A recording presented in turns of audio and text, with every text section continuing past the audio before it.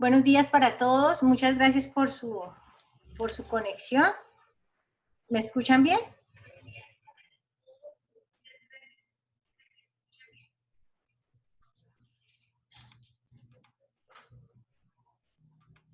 Listo. Muchas gracias por tomarse este espacio para pues, compartir análisis que hemos hecho desde nuestra empresa y con el apoyo de Cámara de Comercio. Queremos agradecer especialmente la invitación de Cámara de Comercio para participar en este ciclo de capacitaciones muy interesantes para sus empresarios y para el público en general, las personas que tienen interés respecto a las dinámicas laborales y respecto a las situaciones jurídicas que se vienen presentando con ocasión de esta emergencia económica. Cuando nos referimos a escenarios laborales para la época de crisis, realmente lo que estamos haciendo es un análisis respecto a las situaciones presentadas pues por la pandemia. Hemos querido desde nuestra empresa hacer un análisis muy juicioso de las situaciones laborales actuales que se vienen presentando en el mundo del trabajo y de las dinámicas que se van a seguir presentando, pues para que las personas interesadas puedan tener de una forma muy humilde, pues de parte de nosotros, una posibilidad de pues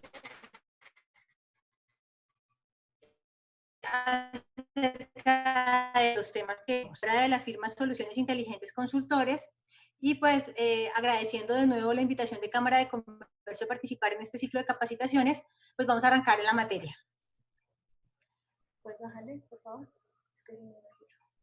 Básicamente, los escenarios laborales para época de crisis, como les decía, parten de la situación que se ha presentado en el mundo a raíz de la pandemia decretada el 11 de marzo del 2020.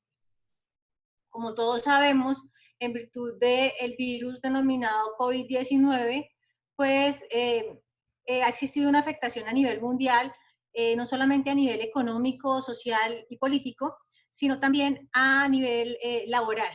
Realmente, las relaciones laborales y el mundo como lo conocemos ahora del derecho laboral, pues ha tenido una dinámica que va a cambiar significativamente, pues como lo dijo incluso la Organización Mundial de la Salud en su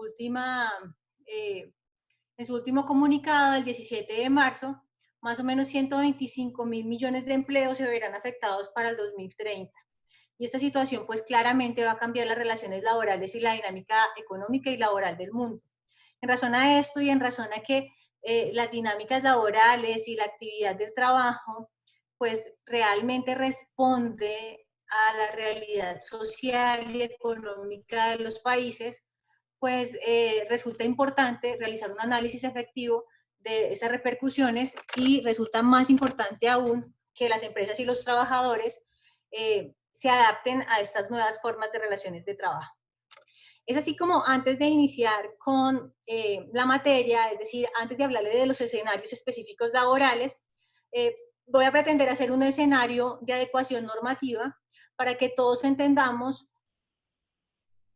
cuál es la dinámica actual del mundo del trabajo y digamos cuál ha sido en virtud de la situación en la pandemia. ¿No está compartiendo? Ahí.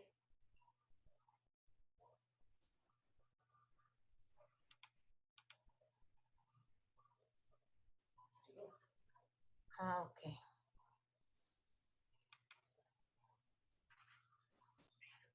Sí, disculpen, es que estaba mirando que no estaba compartida la presentación.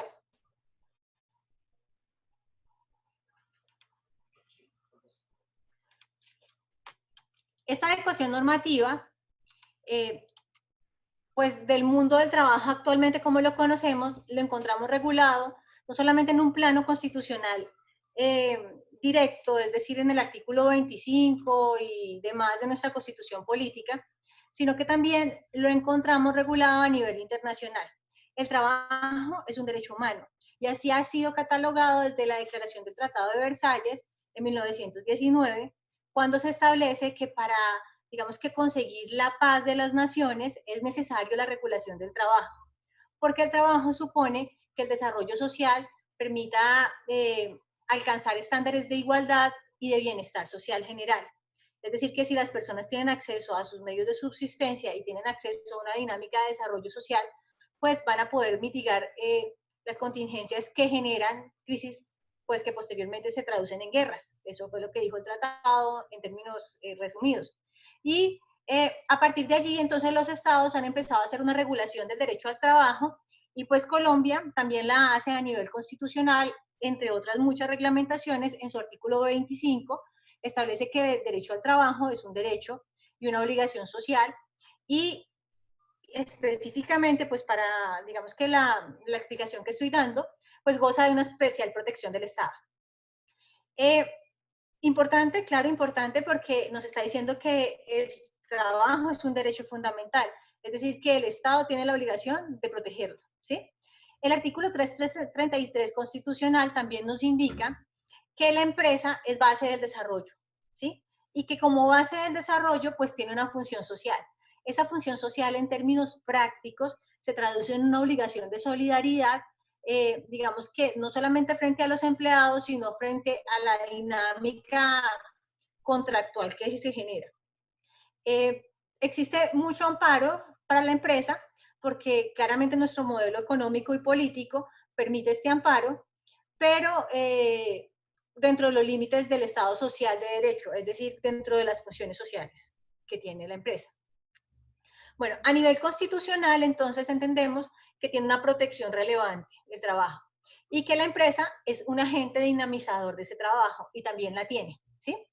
Es decir que a nivel general el trabajo tiene una dinámica mucho más amplia de la que nosotros nos podemos imaginar y es por eso que arranco con esta explicación para que entendamos un poco la reglamentación que se ha dado en virtud de la crisis.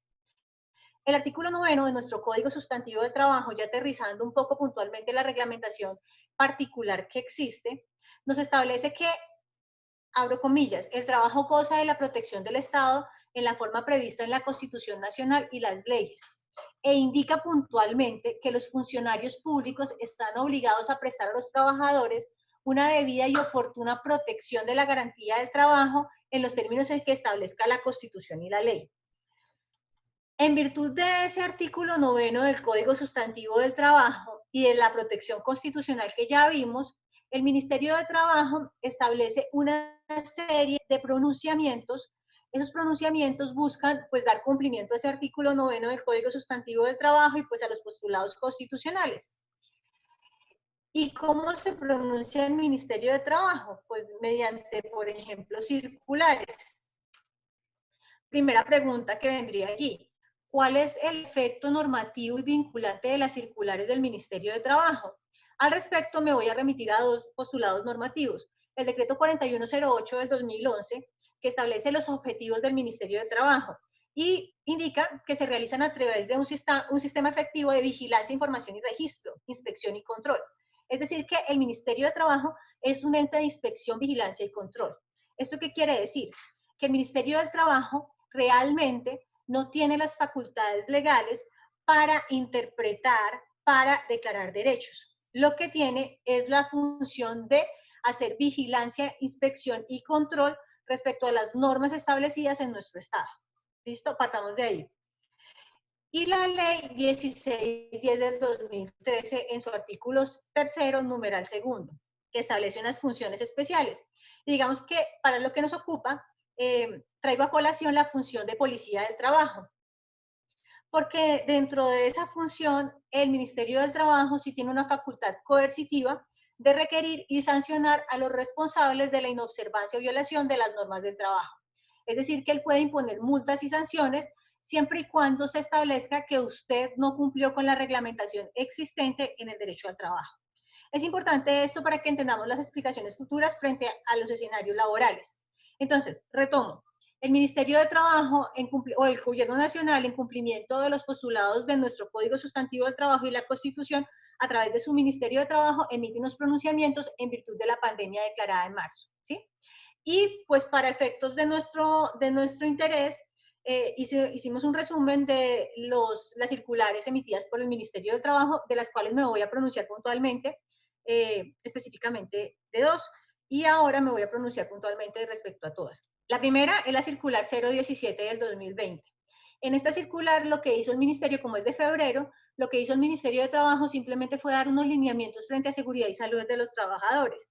Y entonces lo que dijo es, bueno, tenemos que establecer unas formas mediante las cuales se mitigue el impacto en salud de los trabajadores y puedan seguir desarrollando sus actividades laborales con normalidad. ¿Cómo qué? Como que, por ejemplo, los empleadores deben de capacitar a sus trabajadores, deben de emitir circulares contando la situación, deben de incluir dentro de su sistema de seguridad y salud en el trabajo los planes de contingencia para mitigar este impacto en la salud de los trabajadores. Brindando, por ejemplo, alternativas para lavado de mano, brindando, por ejemplo, elementos de protección personal necesarios para el desarrollo de su actividad laboral. Bueno, y es mucho más específico en su forma de hacerlo. Luego, expide una circular o un pronunciamiento que es la circular 021 del 2020. En la circular 021 del 2020, lo que hace el Ministerio de Trabajo es indicarnos unas medidas de protección al empleo con ocasión de la fase de contención del COVID-19. Este circular 021 del 2020 es emitida el 17 de marzo del 2020, fecha misma en la cual es decretado el estado de emergencia económico, social y ecológico en Colombia. Digamos que lo que hace el ministerio en esta circular básicamente son dos cosas. La primera es que emite, digamos que lo que dice el ministerio es, bueno, se viene una crisis social que va a afectar el mundo del trabajo y por tanto también la dinámica económica, entonces lo que tengo que hacer es pronunciarme. Y se pronuncia en relación con sus fines generales constitucionales. Entonces, ¿qué dice? Pues yo tengo que proteger el trabajo y lo que yo tengo que hacer es minimizar el impacto en la parte débil de la relación. Y por eso nos da un abanico de 6 posibilidades que en juicio de muchos pues no solventan la situación específica de cada empresa. Al final pues vamos a poder hacer unas preguntas y puedo ser un poco más específica. Entonces, ese abanico de posibilidades simplemente en sus propias palabras son unas recomendaciones, son como una recordación de las posibilidades jurídicas que pueden existir para el manejo de esta crisis a nivel económico y que va a afectar las relaciones de trabajo. Sin embargo, pues claramente son enunciativas y no son excluyentes. El hecho de que ella haga un abanico de 6 posibilidades no quiere decir que no existan otras posibilidades en el ordenamiento jurídico colombiano o que simplemente no sean aplicables. Porque como vimos, el Ministerio de Trabajo lo que realiza son pronunciamientos y lo que realiza es una inspección, vigilancia y control de las normas. Es decir, que aun cuando ella quisiera limitar la aplicación jurídica, pues no lo podría hacer, sino en virtud de unas situaciones especiales que vamos a ver más adelante. La circular 022 del 2020, bueno, y sobre esta nos vamos a pronunciar específicamente cuando veamos los escenarios laborales, sobre la circular 021. La circular 022 del 2020, luego la circular 024 del 2020.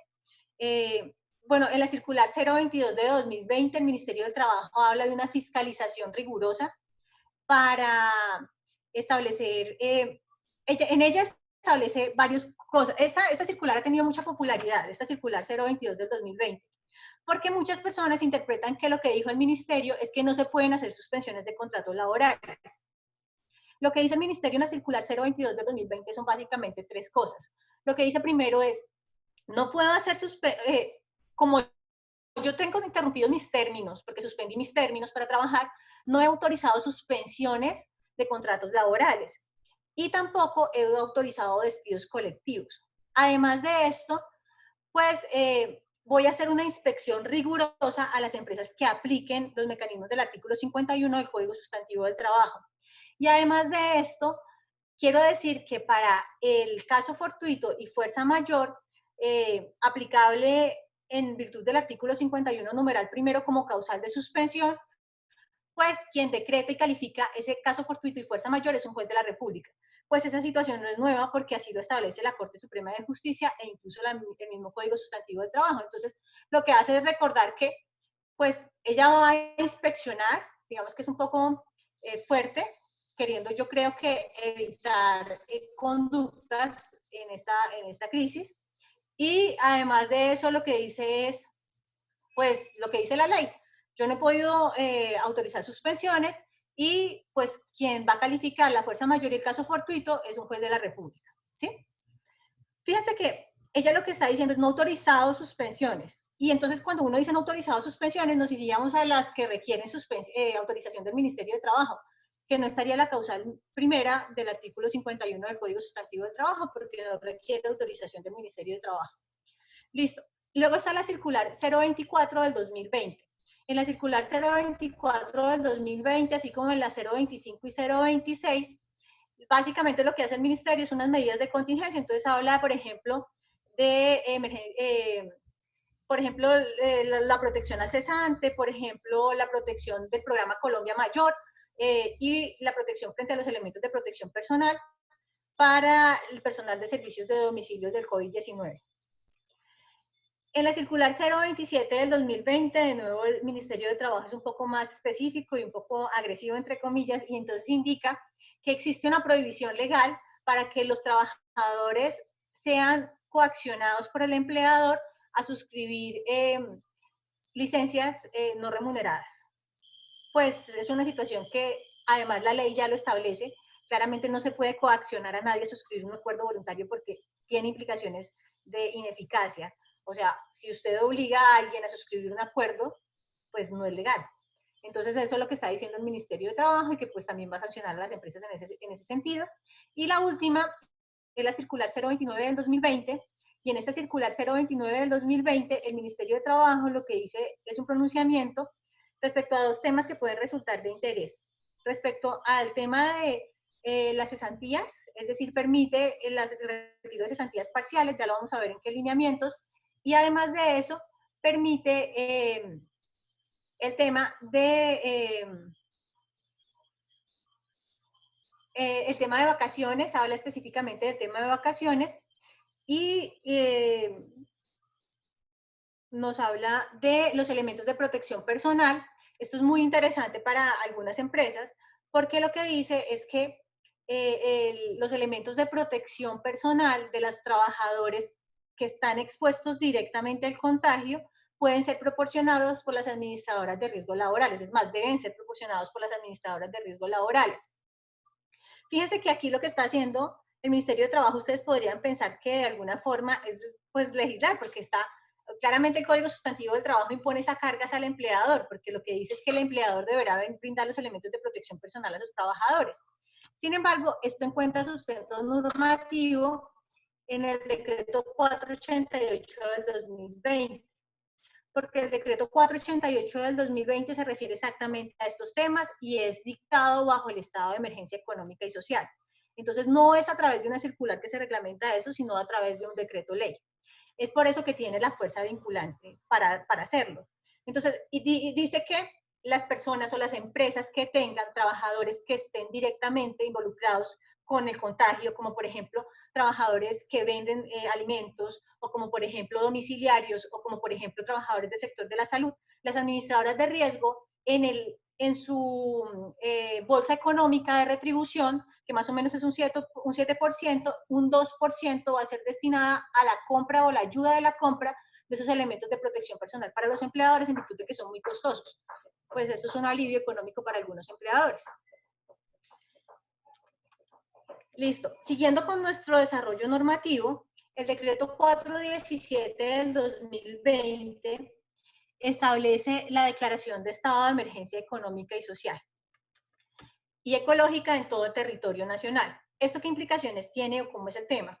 El artículo 125 constitucional permite que cuando el Estado tenga unas situaciones que no pudo prevenir, que sean sobrevinientes y que afecten su desarrollo económico, social y ecológico, que no tengan que ver con guerra o conmoción interior, pues podrá decretar este estado. ¿Para qué? Para mitigar el impacto y poder sobrellevar la situación de una forma más rápida.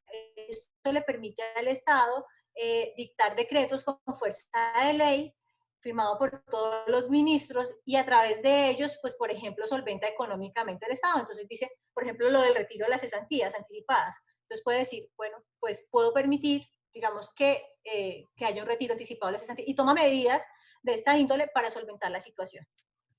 Devolviéndome, entonces, hasta aquí quería hacerles el recuento normativo para entender que el Ministerio de Trabajo lo que ha hecho mediante sus circulares básicamente son pronunciamientos, a excepción de la circular 029, en la cual ya digamos que está fundamentada con este decreto 488 del 2020 y por tanto tiene una fuerza vinculante directa. ¿Sí? Este decreto 488 del 2020 estableció entonces el retiro de las cesantías parciales. Básicamente lo que dice es, en virtud de que voy a generar una afectación económica y que algunas empresas han podido tomar la decisión de terminación de contratos o suspensión de contratos, entonces las personas que tengan una afectación en su ingreso pueden solicitar a su empleador que lo certifique y puede hacer un retiro de cesantías parciales mensuales que van a solventar este ingreso económico. Y da unos requisitos específicos. Listo. Ya entrando en materia, ya teniendo el panorama general de, digamos, del mundo del derecho al trabajo muy pequeño, bueno, y luego ya de lo que ha sido la reglamentación jurídica en virtud de la pandemia en Colombia, entonces me voy a bajar ahí sí a las alternativas jurídicas laborales que pueden existir para manejar esta crisis. Pues lo primero que tenemos que hacer pues, es referirnos a las que nos dice el Ministerio de Trabajo en su circular 021, porque básicamente son las que él está sugiriendo y por las que está avalando. Entonces, él da un abanico de 6 posibilidades. Empecemos con la primera. Él empieza a hablar de trabajo en casa. Esta posibilidad jurídica realmente no es una posibilidad que esté regulada taxativamente en nuestro código, nuestro ordenamiento jurídico. El Ministerio de Trabajo hizo una adecuación de la ley 1221 del 2008, que es la ley del teletrabajo, y lo que dice básicamente en ese artículo es que pues no todo el trabajo remoto se puede catalogar como teletrabajo. El fundamento jurídico de esta posibilidad, que sí es usada en España y que sí está reglamentada ya, es básicamente el acuerdo de voluntades y la posibilidad de ius variandi que tiene el empleador. Entonces lo que dice es, digamos que la forma de la prestación personal del servicio, siempre y cuando no afecte la dignidad del trabajador, puede ser establecida o de común acuerdo o a solicitud del empleador. Como ya hay un pacto previo para esa forma de prestación personal del servicio, lo aconsejable es que sea de común acuerdo, porque digamos que el pacto de común acuerdo lo que hace es fijar las condiciones de la relación de la prestación personal del servicio y en ese contexto pues es totalmente legal. Importante entonces que ese pacto de trabajo en casa sea de común acuerdo, o sea, que tenga un sustento fundamentado en la pandemia y que además de eso, pues deje claramente que el trabajador está de acuerdo con las nuevas condiciones y que son en razón pues de la protección del trabajador, ¿verdad? El teletrabajo también está reglamentado en la ley 1221 del 2008. El artículo segundo lo define como aquella actividad laboral que es desarrollada en uso de los medios de tecnologías de la información y las comunicaciones y básicamente pues exige unos requisitos adicionales. Entonces exige requisitos como por ejemplo la verificación del puesto de trabajo por parte del Ministerio de Trabajo frente a las formas en que va a ser desarrollada, frente a los elementos de trabajo. Entonces dar al trabajador de parte del empleador los elementos adecuados como el computador, como el espacio adecuado, en temas de ergonomía, bueno, toda esta situación. Mitigar los riesgos que se presenten en el lugar de trabajo, entonces tengo que evaluar en la casa qué riesgos hay, proporcionar las tecnologías adecuadas para la continua interacción en el trabajo, etc. Es un poco más específico la ley 1221 del 2008. Es por eso que el Ministerio de Trabajo, digamos que dice, bueno, si usted puede mejor haga trabajo en casa, porque yo que tengo la función de inspección, vigilancia y control, tengo que ser un poco más específico si usted hace teletrabajo, porque si llego a verificar teletrabajo, pues tiene que cumplir con los requisitos de teletrabajo. Entonces, si usted no cumple o no tiene cómo cumplir con los requisitos de teletrabajo, pues lo mejor es que haga acuerdos de trabajo en casa, porque pues a pesar de que no es que sea muy ortodoxo, lo está sugiriendo el Ministerio de Trabajo como un acuerdo voluntario. ¿Listo? En estos dos escenarios, pues no hay afectación de ningún tipo de relación, de ningún tipo de derecho laboral, porque la prestación personal del servicio está continua. O sea, yo sigo desarrollando la actividad laboral, usted me sigue pagando todo lo que se acuerda, pues, y que está en la ley. La otra posibilidad que plantea el Ministerio de Trabajo es la jornada laboral flexible. Esta jornada laboral flexible está en el artículo 161 del Código Sustantivo del Trabajo. Es una posibilidad muy usada actualmente y siempre ha sido usada por los empleadores. Básicamente lo que me habla es que puedo generar turnos distintos a la jornada ordinaria de 36 horas, de 6 horas continuas o de 48 horas, de 4 horas continuas, de 10 horas diarias, sin que generen horas extras o recargos. Claramente, pues mitiga mucho el impacto económico en la prestación personal del servicio, pero a nuestro juicio, pues realmente en razón de la pandemia, no es una medida que mitigue ni desde la parte de salud, ni desde la parte de económica, pues la situación actual, pues porque es usada en virtud de las dinámicas laborales propias de la actividad, ¿sí? O sea, yo no podría generar turnos, pues, y seguir exponiendo a los trabajadores cuando tengo, por ejemplo, una cuarentena decretada, ¿sí? Entonces, bueno, las vacaciones anuales anticipadas y colectivas. Pero pues igual es una posibilidad jurídica y además de eso, claramente sí tiene un impacto económico en las empresas que lo usan. Vacaciones anuales anticipadas y colectivas. Aquí, pues voy a ser un poco más amplia. Las vacaciones anuales anticipadas y colectivas, digamos que las vacaciones de forma general están reguladas en el artículo 186 del Código Sustantivo del Trabajo. Y a lo que se refieren esas vacaciones es pues a que el trabajador tiene derecho a un descanso remunerado, que es 15 días, eh, después de un año de servicios. Si yo soy un trabajador de unos sectores específicos, como por ejemplo salud, expuesto a radiaciones ionizantes, pues tengo derecho a 15 días cada 6 meses. Me permite la ley realizar vacaciones colectivas, es decir, el empleador dispone de la facultad de generar vacaciones colectivas, es decir, una vez al año, establecer una fecha en la cual los trabajadores se van de vacaciones por diferentes situaciones, por ejemplo, porque mi producción ya no es la misma en esa época, porque económicamente me es más rentable, porque, bueno, más que todo relacionadas con la actividad económica. No produzco lo mismo en esa época, entonces pues para mí es mejor que paremos la empresa y bajo costos. Entonces, en virtud de esa, pues puedo realizarlo. Y las vacaciones anuales anticipadas son también una posibilidad que tiene el empleador de brindar al trabajador una alternativa de que disfruta de sus vacaciones pues sin haberlas causado, o sea, sin que haya trabajado el año de servicios. También lo puede solicitar el trabajador. Entonces el trabajador tiene una dificultad económica, etcétera, no sé, o quiere viajar o pasa algo y puede solicitar sus vacaciones anticipadas y está en virtud del empleador otorgarlas o no. En términos generales, digamos que no hay ninguna afectación. ¿Qué pasa? El artículo 187 del Código Sustantivo del Trabajo establece dos situaciones. La primera situación es que el empleador sí podrá de oficio darlas, ¿sí? Siempre y cuando no afecten el descanso efectivo y no afecten el desarrollo de la actividad empresarial. Y además de eso, impone un preaviso, que son 15 días. En virtud de eso ha existido digamos que mucho debate en los medios diciendo, no, esas vacaciones no son legales, eso no podría hacerse, el empleador no tendría la facultad legal. Sin embargo, a nuestro juicio, sí pueden hacerse porque claramente el decreto 488 del 2020, decretado en un estado de emergencia, es decir, tiene fuerza de ley, estableció específicamente en su artículo 5 en el resuelve que las vacaciones podrán ser decretadas por el empleador de forma anticipada o colectiva sin necesidad de preaviso, solamente con un día de anticipación. Es decir, que por razón de la pandemia y por razón de la situación económica y social del Estado, se puede hacer esa excepción. Entonces, en ese contexto, es muy importante que en las circulares, si yo voy a dar vacaciones colectivas, el efecto práctico sería que yo emita una circular más general. Entonces, en la circular tendría que establecer claramente que, primero, estoy dando esas vacaciones en virtud del estado de emergencia de esta forma, y pues segundo, que estoy siguiendo los lineamientos de la circular 021 del Ministerio de Trabajo, simplemente estoy acatándolas. Ya les voy a decir por qué es importante eso.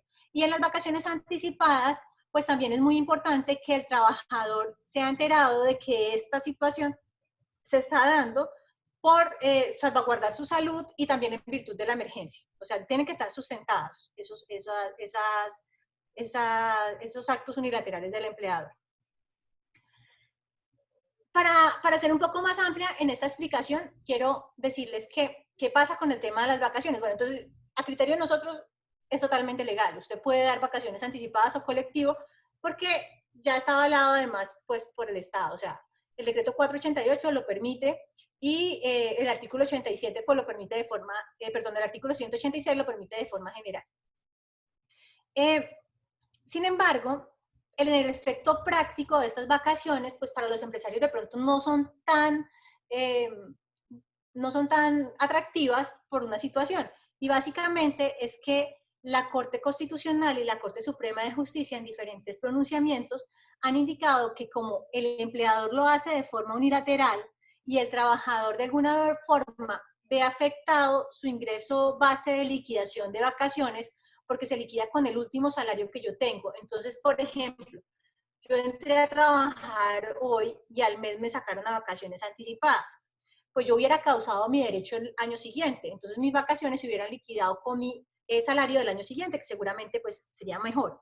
Entonces, como me liquidan es con el salario que yo salgo, entonces hay una afectación para el trabajador y el empleador lo hace de forma unilateral. Por tanto, ese dinero que se causa como excedente cuando yo genero mayores vacaciones a las que realmente he causado y pues el trabajador sale antes, no se pueden causar, entonces no se pueden descontar. Pues eso ha sido lo que ha dicho la Corte Constitucional y la Corte Suprema de Justicia. El análisis que nosotros sugerimos bajo los riesgos que les planteo, y el riesgo jurídico sería, el riesgo jurídico de descontar, digamos, el excedente de vacaciones generados, sería, pues uno, se podría ver desde dos perspectivas. La primera sería, pues el pago de las vacaciones, o sea, me tendría que pagar las vacaciones que me descontó, porque la Corte Suprema y la Corte Constitucional está diciendo que no las puede descontar por las dos situaciones que yo les planteo. Y la otra situación, o la otra consecuencia o riesgo jurídico que podría generarse, sin embargo, a nuestro juicio no es tan claro, es que pudieran generar una indemnización moratoria. Sin embargo, ¿por qué el Código Sustantivo del Trabajo indica que a la terminación del contrato laboral se deben pagar prestaciones sociales y salarios? ¿Sí? Entonces, como yo descontaría de las prestaciones sociales o de la liquidación final, esas vacaciones, pues podría haber una interpretación allí. Sin embargo, pues lo primero es que las vacaciones no son unas prestaciones sociales, sino que son un descanso remunerado. Y lo segundo es que para hacer lugar a una moratoria, pues tiene que haber mala fe del empleador calificada por un juez de la República. Quiere decir esto que, pues como yo estoy haciendo ese descuento en virtud de pues de que tuve que dar unas vacaciones anticipadas o colectivas por una medida de emergencia económica, pues sería muy ilógico que luego fuera condenado a una moratoria, ¿sí? O sea, no habría lógica en que el Estado me diera una medida y luego no me permitiera descontar ese tiempo, porque ¿cuál es el efecto, digamos, sí, paliativo para el empleador, en este caso? Entonces, lo que creemos nosotros es que sí se puede hacer un descuento de esa liquidación si el trabajador no las causa al final, siempre y cuando el empleador justifique claramente que obedeció una situación de buena fe. ¿Y cómo lo justifica? Con la concesión de las vacaciones, con la resolución o con la circular que saque, perdón, que otorga las vacaciones y además en la liquidación. Tiene que quedar claramente establecido que estas vacaciones no se hicieron a discrecionalidad del empleador, como ha dicho la Corte Constitucional y Corte Suprema de Justicia, sino en virtud de unas medidas especiales que se tuvieron que tomar por el COVID-19, por el estado de emergencia económica decretado en el 477. Listo. Eso frente a las vacaciones. Frente a los permisos remunerados, el artículo 57 del Código Sustantivo del Trabajo establece la posibilidad de que el empleador otorgue permisos remunerados. Hay unos permisos remunerados que están establecidos taxativamente en el Código Sustantivo del Trabajo, como por ejemplo los de luto, como por ejemplo cuando hay calamidad doméstica, y pues establece los días, que son 5. Ahí no me voy a detener, pues básicamente el tratamiento legal antes permitía el descuento del empleador de esos tiempos, pero pues claramente fue declarado inexequible. Ahorita no se puede descontar. Si el empleador lo otorga, pues lo otorga por el tiempo, y si lo quiere otorgar de más, pues lo puede hacer. Salario sin prestación de servicios. El artículo 140 del Código Sustantivo del Trabajo establece la posibilidad de que el empleador, cuando no haya prestación personal de servicios por su culpa o porque simplemente él no lo quiere, pague al trabajador la prestación de servicios sin que haya trabajo aquí. Esos son los 6 escenarios que está planteando la circular 021 del Ministerio de Trabajo. Además de esos escenarios, existen unos escenarios que son legales y que pues vale la pena traer al análisis para su posterior debate, ¿cierto? Tanto empresarios como trabajadores y las personas que estudian en el mundo del derecho del trabajo. Entonces, el primer análisis sería frente a la suspensión de contrato de trabajo por caso fortuito y fuerza mayor. Esta suspensión de contrato de trabajo por caso fortuito o fuerza mayor, pues ha tenido un debate muy interesante, digamos que un despliegue también muy interesante respecto a esta causal. Básicamente está contenida en el artículo 51, numeral primero del Código Sustantivo del Trabajo. ¿Por qué ha generado tanto debate esta causal? Porque las demás causales contenidas en el artículo 51 del Código Sustantivo del Trabajo establecen la obligación del empleador de pedir permiso al Ministerio de Trabajo para poderse aplicar. El artículo 51, numeral primero, establece que cuando sobrevengan circunstancias que sean catalogadas como fuerza mayor o caso fortuito, ¿por quién? Pues en principio por el empleador, pues lo que deberá hacer es comunicar al empleador, al Ministerio de Trabajo de esa situación para una posterior verificación. Posterior verificación. Pero realmente quien hace la calificación es el juez laboral. Nos permite entender esto, que el Ministerio de Trabajo tendría que tener una causal demasiado evidente para generar una sanción de tipo policivo por aplicación de la suspensión de contrato de trabajo por fuerza mayor o caso fortuito, porque no es él el competente para calificarla, lo único que hace es una verificación de esta causal. Entonces, como en virtud de estas posibilidades de uso, pues se ha generado un debate amplio. El artículo 51, numeral primero, básicamente se fundamenta en una teoría que es del derecho comercial y del derecho civil, que es la teoría de la imprevisión. Esta teoría la encontramos normada en el artículo 868 del Código de Comercio. Y el Código de Comercio, digamos que permite que se revisen los acuerdos siempre y cuando surjan nuevas circunstancias que no estaban previstas, para ser muy resumida. Nuestro Código Sustantivo del Trabajo maneja esta teoría de la imprevisión en 2 artículos. El artículo 50 del Código Sustantivo del Trabajo, cuando dice que son revisables los contratos de trabajo cuando sobrevengan circunstancias que no estaban plasmadas. Entonces, yo hoy suscribí un contrato de trabajo con usted en una situación social distinta, pero hay guerra. Entonces apareció la guerra, sobrevinieron circunstancias que yo no tenía previstas, no sé si pueda mantener los acuerdos contractuales, entonces podríamos revisar de común acuerdo ese contrato. Y mientras que un juez no declare que, digamos que sí es cierto lo que yo estoy diciendo, como causal de revisión, pues sigue vigente. ¿Sí? Eso es lo que dice el artículo 50. Y también lo contiene el artículo 488 del Código 480, del Código Sustantivo del Trabajo, que se refiere a la revisión de las convenciones colectivas de trabajo. Exactamente lo mismo. Celebramos una convención colectiva de trabajo en virtud de unas situaciones específicas económicas de mi empresa. Sobrevinieron circunstancias que yo no podía prever, que no estaban en mi arbitrio y hacen que yo no pueda sostener esa negociación. Por eso le solicito que lo revisemos y los efectos serían, pues, renegociar. Básicamente volver a hacer una negociación del acuerdo colectivo. Volvernos a sentar a la mesa. Listo. Esta teoría de la imprevisión, pues, tiene bastantes interpretaciones para el mundo del derecho laboral. Debemos remitirnos al artículo primero de la Ley 95 de 1980, que establece qué es caso fortuito y fuerza mayor, y establece 2 condiciones para que se dé el caso fortuito y la fuerza mayor, que sería la primera pregunta: ¿cuándo yo puedo establecer que hay caso fortuito y fuerza mayor? Entonces dice, pues, que existan circunstancias que sean imprevisibles e irresistibles. Y el artículo 64 del Código Civil, pues, también establece lo mismo, que se cataloga una circunstancia como caso fortuito o fuerza mayor cuando es imprevisible o es irresistible. En el derecho laboral, pues no podemos aplicar taxativamente estas teorías, ¿sí? La teoría de la imprevisión. Deberíamos ser un poco más amplios por la protección constitucional que yo les comenté al principio. Y ahí aplicamos una teoría que doctrinariamente se llama la teoría de las esferas, en donde se establece que pues hay una parte débil en la relación contractual y entonces, como es débil, pues tengo que protegerla. O sea, no podemos negociar en un plano de condiciones tan tajante, sino que tiene que haber una desigualdad positiva. Entonces, ¿cómo podríamos pensar que se tiene que examinar el tema del caso fortuito y fuerza mayor para una empresa de forma determinada, para ser concreta? Entonces, lo que me está diciendo, o lo que me dice la normatividad al respecto, que es del ordenamiento jurídico civil, lo que me dice es, pues básicamente existen circunstancias que pueden ser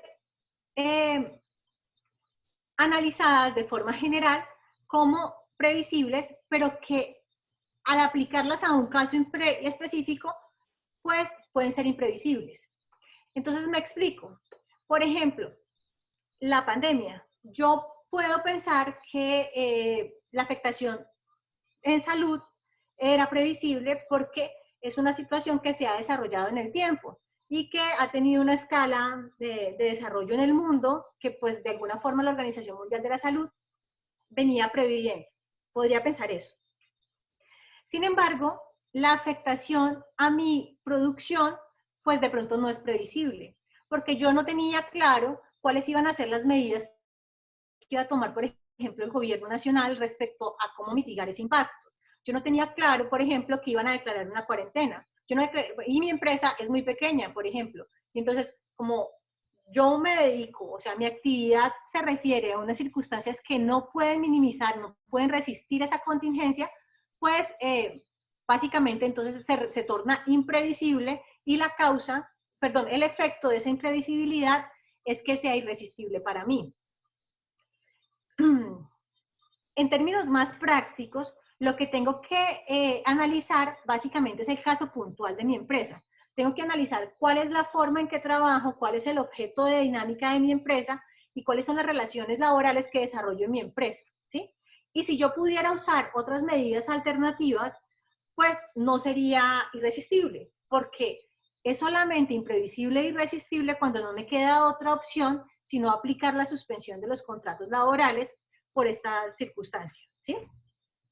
Además de este requisito de imprevisibilidad e irresistibilidad para el derecho laboral, la Corte Suprema de Justicia ha indicado otro requisito, que es la inimputabilidad. Es decir, que digamos que el caso fortuito y la fuerza mayor no sean culpa de quien la está predicando. Entonces, por ejemplo, en el caso de la bolsa, yo invierto unos dineros en la bolsa y entonces, pues, claramente quien toma la decisión directamente es el empleador, luego no podría alegar caso fortuito, fuerza mayor porque le fue mal, ¿sí? En este caso, pues claramente no es culpa del empleador. Es importante, hasta aquí, digamos que para concluir esta causal, analizar que, primero, es una causal legalmente permitida, a pesar de que haya mucho debate y mucha popularidad respecto a que está prohibida, no está prohibida. El Código Sustantivo del Trabajo lo permite en el artículo 51, numeral primero. Y segundo, la fuerza mayor y caso fortuito son calificadas por un juez de la República y como son calificadas por un juez de la República, tiene que haber un juicio probatorio, es decir, tiene que haber un juicio valorativo. Entonces, ¿qué debería hacer una empresa si quiere invocar esa causal? Lo que debería hacer la empresa es establecer claramente cuáles de sus actividades, porque puede pasar que en mi empresa yo tenga una actividad administrativa y una actividad operativa, y que la actividad operativa realmente no la pueda desarrollar en virtud de esta situación. Entonces, ¿qué tengo que establecer? Pues eso, las pruebas de que realmente no lo puedo establecer, no lo puedo desarrollar en virtud de esta situación. Entonces, tendrán que haber análisis financieros, tendrá que existir, por ejemplo, aunque no son concomitantes, es decir, aunque no son un requisito previo, pero podría existir pruebas respecto a que busqué otras alternativas distintas a la suspensión previamente aplicarla, pues para establecer que realmente fue irresistible, o sea, fue una cosa que ya o cerraba la empresa o hacía suspensión de contratos. Pues porque va a haber un análisis probatorio posterior, ¿sí? Frente a los riesgos jurídicos de sanciones del Ministerio de Trabajo es muy debatible, porque el Ministerio de Trabajo lo que hace es una función de inspección y control y vigilancia sobre normas establecidas. Y el artículo 51, numeral primero, no me impone la obligación de pedir permiso al Ministerio. Lo que me impone es la obligación de notificar al Ministerio para que él haga una valoración que realmente no es sujeto de calificación, porque quien lo califica es un juez de la República. Entonces, no sé si podría imponerme una sanción con fundamento en un supuesto, porque él no califica si hay fuerza mayor o caso fortuito. Lo hace directamente el empleador y lo ratifica o lo califica un juez de la República. Entonces ahí no habría, digamos que gran riesgo a nuestro juicio de la imposición de sanciones al ministerio. Si las hubieran, pues habría mucha forma de defenderse.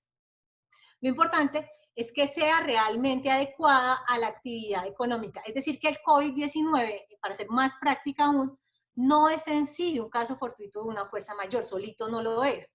Tiene que adecuarse a las condiciones de la empresa.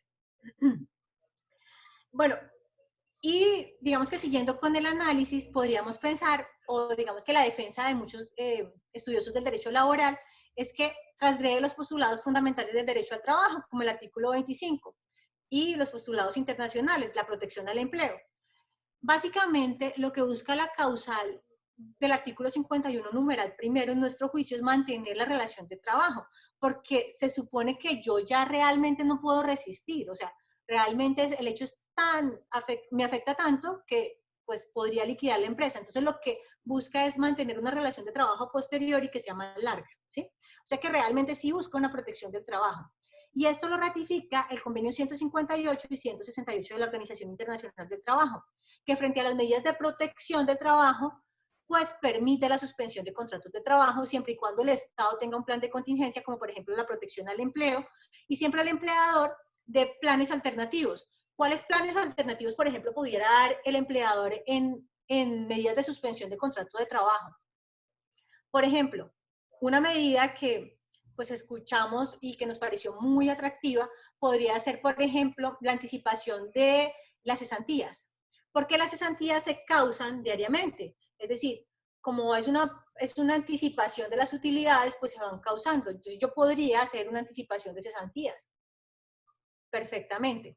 Por ejemplo, préstamos descontables de la liquidación, préstamos anticipados descontables de la liquidación. Bueno, medidas alternativas que permitan ver que realmente mi intención no es afectar la dinámica del empleo, sino que mi intención es mantener la dinámica laboral para largo tiempo, o sea, que la empresa se mantenga en el tiempo.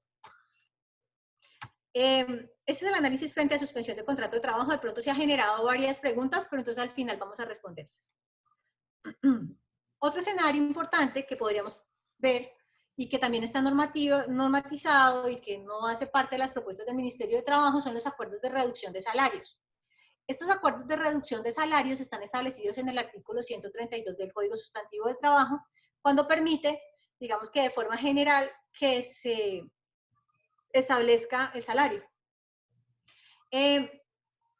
Lo único es que la jurisprudencia ha sido muy enfática en que tienen que ser acuerdos, verdaderos acuerdos, es decir, que tienen que ser entre las partes y que tiene que estar taxativamente establecido. Es decir, que estos acuerdos tienen que nacer, las empresas que lo quieran aplicar tendrían que nacer directamente de la necesidad de solventar la contingencia y segundo, tendrían que ser temporales durante el tiempo que dure la contingencia y además de eso, tendrían que ser taxativamente voluntarios, es decir, que el trabajador también tendría que tener la disposición de firmarlos. En ese contexto, pues no habría ninguna vulneración de derechos del trabajo. El otro escenario sería la suspensión o terminación de auxilios extrasalariales por mera liberalidad. Claramente el artículo 127 del Código Sustantivo del Trabajo establece que hay la posibilidad de hacer pactos de salarización o acuerdos de auxilios no salariales por mera liberalidad del empleador y como son de mera liberalidad, pues el empleador podría descontarlos o simplemente terminarlos en virtud de la crisis que atraviesa y sería totalmente válido. Esto es de forma general. Sin embargo, como les decía al principio, pues esta dinámica, apenas estamos como en la primera etapa de esta dinámica.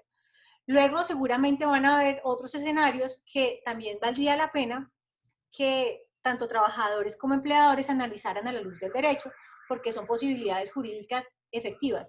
Quiero decir con esto que no estamos generando una postura frente a ninguno de ellos, sino que de lo que se trata esta charla y lo que espera Cámara de Comercio con esta charla es básicamente generar un panorama totalmente objetivo para que el empleador y el trabajador que está escuchando esta charla pueda decir, venga, sí puedo estar en ese escenario, no puedo estar en ese escenario, lo cierto es que la ley lo tiene. Y si la ley lo tiene, pues hay una posibilidad frente a ello. Por ejemplo, acuerdos de terminación voluntaria, que podrían ser más o menos, podrían interpretarse o son denominados también acuerdos de reestructuración voluntaria. Estos acuerdos de reestructuración voluntaria los establece el artículo 61 del Código Sustantivo del Trabajo, cuando establece que una de las causas de terminación del contrato es por mutuo acuerdo. Entonces, muchas empresas, incluso no en virtud de la pandemia, sino en situaciones específicas que afectan económicamente su posibilidad de sostenimiento, permiten a los trabajadores firmar esos acuerdos de reestructuración voluntaria, en donde se les dan unas indemnizaciones o unas liquidaciones muy onerosas para la terminación del contrato de trabajo. Y seguramente que van a ser una alternativa laboral posterior a la declaración de estado de emergencia, que para ser un poco más amplia, no puede durar más de 90 días según nuestra constitución política. Entonces, según eso, digamos que a pesar de que el ministerio y el gobierno empiecen a generar alternativas laborales un poco más sesgadas y mejor más que sesgadas, sí, en virtud de la protección del derecho del trabajador, que es la parte débil realmente de esta relación, pues esas alternativas no van a superar los 90 días. Entonces, pues van a existir alternativas jurídicas más amplias posterior a eso. Y pues la revisión de las convenciones colectivas de trabajo, que ya les hablaba, del artículo 480 del Código Sustantivo del Trabajo. Como, pues, no sé si ha generado preguntas, básicamente estos son los escenarios laborales a que queremos hacer mención. Esos escenarios laborales, pues básicamente lo que pretendían con esta charla es generar un estudio más pormenorizado a cada situación que ustedes estén viviendo. Es un escenario general, por supuesto, y si tienen preguntas, pues entonces sería el momento para resolver algunas de ellas.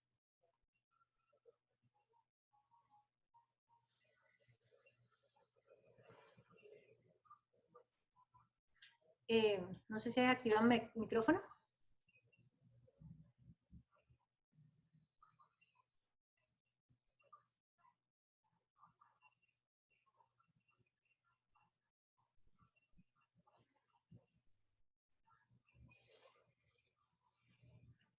Bueno, voy a leer algunas de las preguntas porque no activaron micrófono, ¿vale?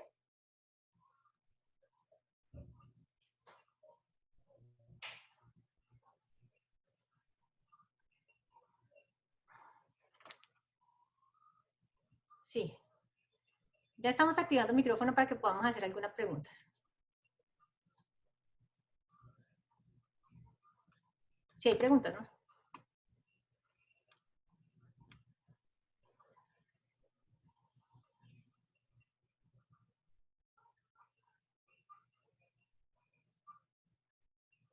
Ah, bueno, mira, aquí me están preguntando, ¿opera o tendría fuerza la suspensión temporal no unilateral de parte del patrono, sino de común acuerdo obrero-patronal? ¿Es viabilizarla de esta manera? ¿Es mejor viabilizarla de esta manera? A ver, hay personas que hablan de la suspensión de común acuerdo. Realmente la suspensión del contrato no se da, o sea, es taxativa. El artículo 51 del Código Sustantivo del Trabajo establece las causales de suspensión del contrato y dentro de esas no está el común acuerdo.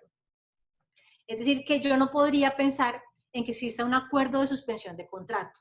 Lo que podría hacer, en virtud de, digamos, de la dinámica laboral y de la voluntad de las partes, es firmar conciliaciones o firmar actas de transacción, pero realmente no suspensión, o sea, no podría haber un acta jurídicamente válida que se llame común acuerdo, suspensión de contrato por común acuerdo, porque no está en nuestro ordenamiento jurídico. Dice, ¿cuántos días máximos de vacaciones anticipados se pueden dar? ¿Cuántos periodos?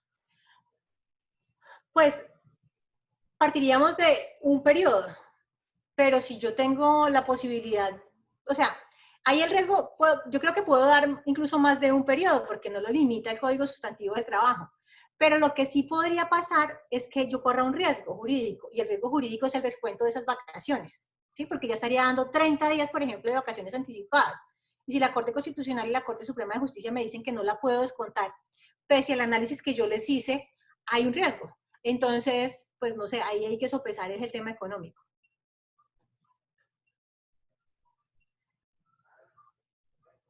Un empleado que tenga un contrato indefinido y lleve 10 años, la empresa puede contratos.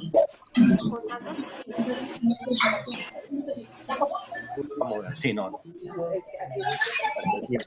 Esta pregunta está un poco más es que una persona tiene un contrato a término indefinido y lleve 10 años. Este contrato. Y la empresa resolvió el estado. Es que la congelación de los contratos.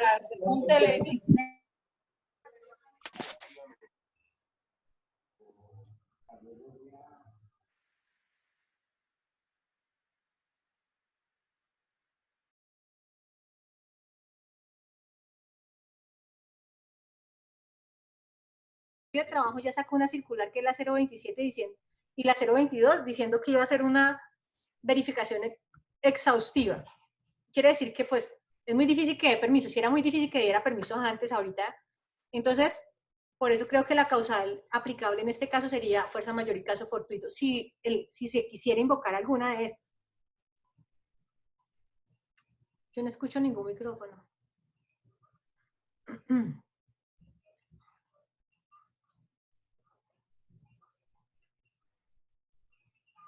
Para el trabajo en casa se debe formalizar el acuerdo, sí. Siempre. Tienen que hacer un acuerdo, o sea, tiene que estar formalizado, porque como les digo, no está regulado. Entonces, hagan un acuerdo de formalización para el trabajo en casa.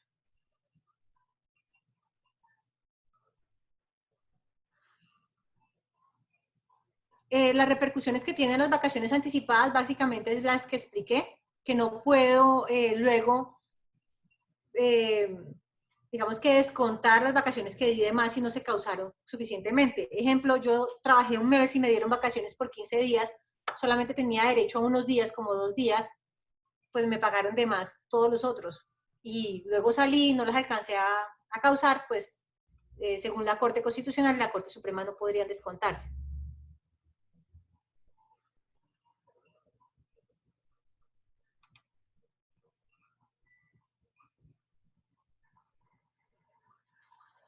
Los contratistas, realmente los contratistas son un acuerdo de voluntades de carácter civil o comercial, ¿sí? Sin embargo, en virtud de esta crisis, digamos que la protección para los contratistas se ha dado por sectores. Por ejemplo, hemos visto en el sector de la educación que sale una norma específica indicando que no se pueden cancelar contratos.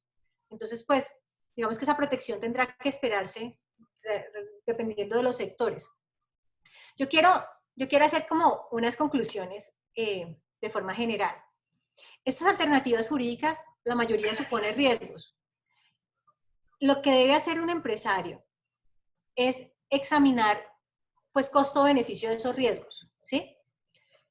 Puede pasar que su empresa tenga tanta afectación por esta situación que realmente sea más beneficioso tomar una medida como la suspensión o demás y digamos que suficientemente comprobada, luego analizarla. Pero si resulta que su empresa puede tomar otras alternativas, pues claramente resultará más beneficioso y menos costoso, pues aplicar otras medidas menos fuertes y que impacten, por supuesto, menos el bolsillo del trabajador.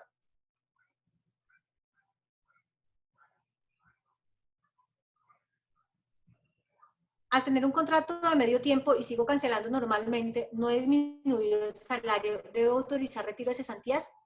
Según el decreto y según la circular, el retiro de cesantías parciales solamente es cuando yo certifico como empleador que hay disminución de salario, de ingresos para el trabajador, pues de salario. Entonces, puede ser por suspensión, por terminación, porque hicimos un acuerdo de reducción de salarios.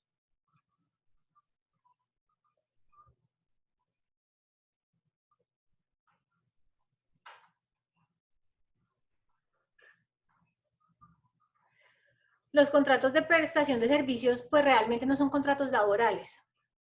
También otra conclusión de esto, si me lo permiten, el COVID-19 y la declaración de pandemia y la declaración de estado de emergencia en sí no generan un fuero de estabilidad laboral reforzada para los trabajadores. Por tanto, las dinámicas laborales siguen en su vigor. Es decir, si yo tengo contratos, por ejemplo, por obra o labor determinada y se acabó la obra o la labor determinada, pues no podríamos decir que existe un fuero para no terminación de esos contratos, porque es que no estoy despidiendo, existe una causal de terminación del contrato que es la terminación de la obra o la labor. Igual que, por ejemplo, con los contratos a término fijo. No existe un fuero de estabilidad laboral reforzada. Lo que pasa es que en virtud de la medida se han tomado unas medidas normativas para mitigar el impacto económico que se va a generar. Bueno, yo les agradezco muchísimo por su disposición. Cualquier duda, cualquier inquietud, la Cámara de Comercio ha dispuesto de un correo electrónico para nosotros resolverlas con toda la disposición. Gracias por su tiempo y espero que les haya sido muy provechoso. Mi correo electrónico lo voy a pasar a través de esta diapositiva. gerencia@sdiconsultores.com.co. Si alguno quiere escribirme directamente, con mucho gusto serán atendidos todas las solicitudes que tengan. Muchas gracias por el tiempo, muchas gracias por la disposición. Espero que les haya servido y les haya sido de interés. Gracias.